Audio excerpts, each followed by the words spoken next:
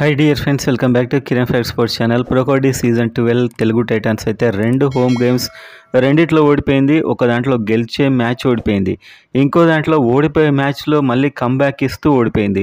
So మొత్తానికైతే తెలుగు టైటాన్స్కి గెలవాలంటే ఒక పెద్ద యజ్ఞం చేసినట్టు అవుతుందని చెప్పొచ్చు.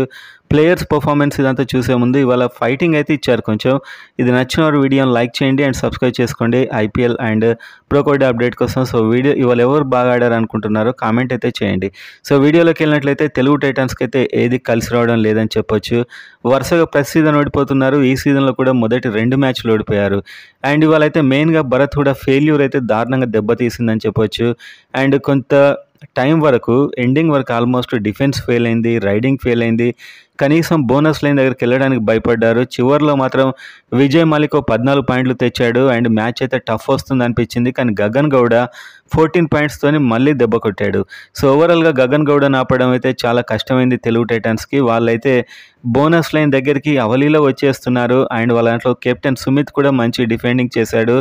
తెలుగు టైటాన్స్ టీంలో డిఫెండింగ్ అండ్ రైడింగ్ రెండు కూడా ఆర్డినరీ కనిపించాయి చాలాసేపటి వరకు. చేతన్ సాహు వచ్చాక విజయ్ మాలిక్ వీళ్ళిద్దరు రైడింగ్ బాగా చేశారు. సో పోరాడారని చెప్పొచ్చు. మరి అలా ఓడిపోలేదు, కానీ 2 మ్యాచ్లు హోమ్ లెగ్లో ఓడిపోవడం చాలా దారుణమే అని చెప్పొచ్చు. ఎందుకంటే ఇది ప్లే ఆఫ్ వెళ్ళడానికి ఈసారి కూడా చాలా ఎఫెక్ట్ అవుతుంది. విజయ్ మాలిక్ అయితే పోరాడాడు. అండ్ ఎందుకో ఈ సీజన్ అయితే టీం కాస్త వీకే కనిపిస్తుంది నాకైతే ఓవరాల్గా చూస్తే.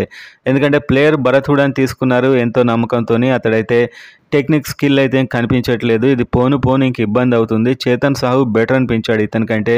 అండ్ భరత్ హుడా ఎలాంటి అసలు పాయింట్లు తెస్తాడు అనిపించట్లేదు. అంత హైట్ ఉన్నా కూడా అతనికి పాయింట్లు అయితే రావట్లేదు. సో ఓవరాల్గా చూస్తే తెలుగు టైటాన్స్ ఈ సీజన్ కాస్త కష్టమే అనిపిస్తుంది. జెన్యున్గా చెప్పాలంటే నాకు అనిపించేది అయితే ఈ సీజన్లో కష్టమే.